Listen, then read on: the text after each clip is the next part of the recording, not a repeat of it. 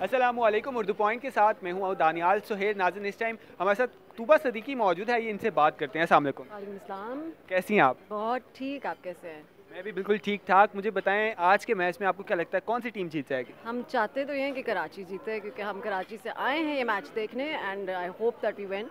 लेकिन नहीं, कराची जीते, बिकॉज फाइनल कराची में तो कराची को जीतना पड़ेगा, हमें नहीं पता। लेकिन पेशावर की परफॉर्मेंस देख रही हैं? पेशावर की परफॉर्मेंस बहुत अच्छी जा रही है, इसलिए हमें थोड़ा डर लग रहा है, लेकिन आई होपफुली अल्लाह करे जीत जाए कराची। जो PSL के मैचेस दुबई में भी हुए हैं, शारजा में भी आपने वहाँ पे भी देखे, अब पाकिस्तान में हुए, यहाँ पे क्या डिफरेंस देख रही हैं? पाकिस्तान में तो होने चाहिए PSL के मैचेस, बिकॉज हम पाकिस्तानी सुपर लीग है, so we really want it to be here. हम चाहते हैं कि वो यहीं पे हो।